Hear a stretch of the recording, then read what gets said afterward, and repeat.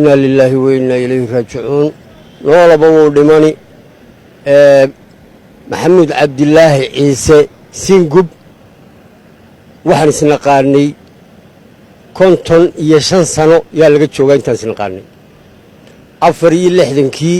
kooxdii xoogga dalka ayaan wada ahayn kooxdii xoogga dalka marka laga yimaado waa bari baan haddana aasaasnay waxaan taa ku darsannay kooxdii falalka loorka ee adduunka soo maraysay aniga iyo isaga iyo nin cabdidhuux la yidhaa ayaa samaynay sidaa daraaddeed wuxuu ahaa maxamuud cabdilaahi ciise siingub wuxuu ahaa nin naxariis badan oo dadka jilicsan iyo dadka muxuu ahay fanaaniintaba taakuleeyuu ahaa nin abwaanuu ahaa waddani buu ahaa dhabtii nin waddaniyu ahaa soomaali meel ay joogtaba meeshii halganjiraba nin wuxuu ahaa muxuu ahay qiiro badan oo soomaali buu ahaa dhab ah wuxuu ahaa halgankii muxuu ahaayey soomaali galbeed raggii ku jiray buu ahaa markaa maxamed cabdilaahi singub inta aan isnaqaanay een wada joognay riwaayadda uu sameeyey kor u ii yeedhi jiro wuxuu odhan jiray kaalay wixii farsamo iyo u baahan tahay samee buu odhan jiray maxamed cabdilaahi ciise markaa wax quman ismaanaan aqoon nus qarni baan isnaqaanay iyo weliba ka badan waa 55 sano maanta ayaa laga joogaa markaa noolaba waa dhintay inna lillahi wa inna ilayhi raaji'uun allahu naxariistaan leenahay ilaahay naxariistii jannaha siiyaan leenahay nin wanaagsan buu ahaa oo raxiim uu ahaa abwaan waddaniyuu ahaa allah u naxariisto maxamuud cabdilaahi ciise singub waxaan leeyahay marxuumka maxamed cabdulaahi maxamed ciise waxaan leeyahay ehelkiisii caruurtiisii xaasaskiisii iyo intii jeclaydba samir iyo iimaan allah ka sii tan kale jannadii waxaan leeyahay ilaahay ha ugu bishaareeyo waxa weeye sangub waxaan isbarannay 1972 riwaayad sameeyay oo la oran jiray sahan waa la sugaa laba hees oo lahaa yaanu ku darsannay hees la oran jiray geelu baragaadkii lugta uu ruxayay ugu roortay qodaxda iyo hees la dhihi jiray aadmiga dhammaantiis miyaad aadan wada dhalin kadibna markaanu xamar tagnay annagu waxaanu joognay beled weyne waxaa ku wareejiyey waa beri buu ku wareejiyey heesihii asaga waxaa qaadahayay asli maxamed gabadhii la oran jiray nuur daalac oo qaadi jirtay iyo nin la oran jiray cali bacayr marka wakhtigaasaan isbarannay ugu dambaystii markii dowladda soomaaliya dhacdayna waxaanu ku kulannay meel asaga iyo sariiciga iyo aniga kooxaan watay oo riwaayadda qabya wan iyo riwaayad anigu aan sameeyey oo la oran jiray haddii caashiquleer horta yaa wadi doona yaan midba mar dhigayn oo muddaanu wada joognay 6 bilooda kadibna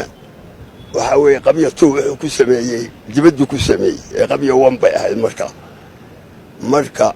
nin wuxuu ahaa sida odayaashii waaweynaa u sheegeen dafa iyo aadan iyo nin wuxuu ahaa aad iyo aad bini'aadmiga ugu qabow buu ahaa oo jecel dadka danyarta masaakiinta waa aruurin jiray fanaaniinta soo gasha markaas shaqada ku cusubna aad buu u bari jiray oo aruurin jiray marka wuxuu ahaa haddana nin wadaninimadiisu ka caddahay dayaxa ka caddahay uu ahaa run ahaantii abwaanku wuxuu ahaa ninkii fanka igu soo dhoweeyey ee ay qoray anigoo ka yimiday dalka Jabuuti oo waqtigaa aan qaxooti ahaan ku joogay isaguna uu ahaa maareeyihii tiyaatarka Hargeysa asaga ayaa soo dhoweeyey Cabdilaahi Axmed uu garanayaa kamid buu ahaa Cabdilaahi dadkii soo dhoweeyey isaguna waxaan ku noolaa guriga Sangub intaan mishaare ka helayay ama aan hagaag u dagayay Khadiija Bokhran khusuusan gurigaan ku noolaa oo xaaskii Sangub ahayd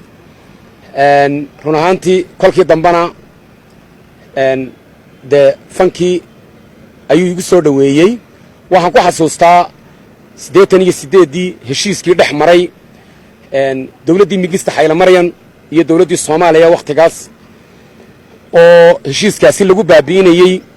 mandaqadan maanta aan ku noolahay amaba ay ka dhisan tahay dawladda deegaanka Soomaalida oo waqtigaasi Soomaali galbeed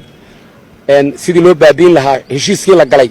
ayaannu aragnay allah naxariiste abwaanka oo tiyaatarka hargeysa hor fadhiya oo murugaysan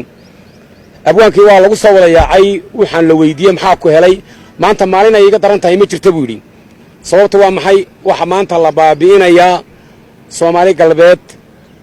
ama dhulkayagii ayaa la baabi'inayaa buu yidhi maanta heshiiskaasina dan inooguma jirto habeenkii hees buu soo sameeyey dhallinyaradii loo soo xulay baan ka mid ahaa nasiib wanaag axmed cali cigaale laxanka ayuu saaray heestii waxaan ka xasuustaa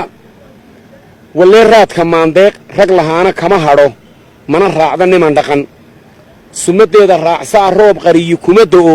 oo dhogorta kama rogo yeeshuu ruugga kaga dhigay riyaduna dhabbay noqon wallee ruug caddaadiga ruugaayo micidaan kaa dayn rukaasaha oo faraska rooree raadguray ma joogsado raadcadii kamay hadhin run baad tidhi ana iskale marka wuxuu uga jeeday waad fahanteen macnaha wuxuu uga jeeday wax walba heshiis kastaba ha la galo waddankan soomaali baa leh annagaa iskale buu uga jeeday dee marka abwaan waddaniyuu ahaa oo qaali ah magacaygu waa abwaan cumar ismaaciil cali cumar cawdhiye innaa lilaahi wa innaa ilayhi raajicuun ilaahay naxariistii janno ha ka waraabiyo maxamuud cabdilaahi ciise sangub oo abwaan qaali ah geeska afrika soomaali maaha waa geeska afrika muwaadin xalaala buu ahaa anigu taariikhdiisa intay soomaalidu hayso anigoo hayaa kulankii isugu kaa dambeeyey jabuuti oo aan geeyey fanaaniin wuxuu ahaa ninkii yidhi khadre maxamuud xayd iyo habeenay casuumad noo samaysay ilaahay naxariista janno ha siiye markii uu daawaday heesihii iyo wixii aanu geynay waad joogaysaa anuu wafti dhan wada waad joogaysaa 200,000 kun iyo gaadhi iyo guri waa taa khadre way maqlaysaa buuri dee inan yar baan ahaa hukumaan dhereersanahaynin haddana wuxuu ahaa muwaadinnimadiisu ta ka keentay in habeenkaa uu hadalkaa yidhaahdo wuxuu ahaa qof xalaala ilaahay naxariis jannaha ka waraabiyo anigoo magacaygu yahay abwaan maxamed cabdoosh cumar waxaan halkan tacsi tiiraanye looga diraynaa allah u naxariisto abwaan sangub maxamuud cabdilaahi ciise sangub waxaan samiriimaan leenahay eheliyadii uu ka geeriyooday iyo dhammaan soomaalida iyo dhammaan bahda fanka oo dhan abwaan aad u sarreeyo soomaalida oo dhan jeclaayo sikhiibuu noo ahaayo soo yaal dhaqameedkeenna soo yaal dhaqameedkeenna iyo suugaantuu ka dhex muuqday ee abwaankaa sangubee saacaddiisu dhammaatay saatirow naxariis iyo jannadaadaba siiyo suubanihii la xidhiidhi innaa lilaahi wa innaa ilayhi raajicuun allaha u naxariisto allaha u naxariisto allaha u naxariisto ilaahay naxariis janna hala siiyo ilaahay naxariis janna ha siiyo waxaan uga taxsiidaynayaa dhammaanba ummadda soomaaliyeed iyo qoyskiiyo qaraabadii ka baxay maxamuud cabdulaahi ciise sangub waxa uu ahaa abwaan hanweynidiisu ay ka ballaadhan tahay soomaali keliya waxa uu ahaa abwaan qaaradda afrika ka baxay waxaa taa tusaale u ah heestii u lahaa mindiyihii qarsoonaa gini lagu midhaayiyo mosambiik angoliya roodiisiya ma moogin wanka macasha ii qabo adna gawracii mari dhiiggana aan mudsado mid la yeelan maaha afrika isma qalo midab gumaysidiida maxamuud hankiisu ninka uu halkaa jooguu ahaa laakiin geeridu waa xaq waa mid aan cidina ka badbaadayn waxaan leenahay allaha u naxariisto maxamuud qabrigana allaha u nuuro naxariis waasacana allaha siiyo ummadda soomaaliyeed iyo qoyskuu ka baxaybana allaha ka samirsiiyo inna lillahi wa inna ilayhi raajicuun waxaan halkan taxsi uga dirayaa oo garabka iyaga maanta ka baxay abwaankii soomaaliyeed oo ummadda soomaaliya o dhan u dhexeeyey abwaan maxamuud cabdulaahi singub oon halkan leeyahay ehel iyo qaraabo sabri iimaan allah naga siiyo abwaan ummadda o dhan u dhexeeyuu ahaa abwaan muna ahayn beeleed abwaan wuxuu ahaa shanta soomaaliyeed meel kastay joogaan u dhexeeya marka waxaan leeyahay dhammaan ummadda soomaaliyeed uu ka baxay sabri iimaan allah ka siiyo waxaan leeyahay abwaan qabiil mahayna abwaan soomaaliyeed buu ahaa soomaaliya weyn buu ka geeriyooday waxaan leeyahay ehelkiisa iyo qaraabadiisaba samir iimaan allah naga siiyo inaga wada geeriyooday noolaba waa dhintee soomaali weynna waxaan leeyahay waa abwaan qaali oo ahaa allah u naxariisto samir iimaan allah naga siiyo aad iyo aad baan runtii uga wada naxnay geeridana soo gaadhay maxamuud cabdulaahi ciise sangub kolley anigu taariikhdiisa iyo waxqabadkiisa halkan waxba kama sheegi karo haddaan ka sheeg idhahdana ma soo koobi karo inta aan ka maqlay inkastoonan dee annan iskuba hilaadahayn laakiin abwaanadii ay wakhtigaan siday sheegeen intaba wuu lahaa aniguna intii aan ka arkayba wuu lahaa ee wanaag ahayd wuxuu ahaa macallin dhaqan wuxuu ahaa macallin qabyaaladda ka hortega ilaahay waxaan leeyahay naxariistii jannaha ka waraabiyo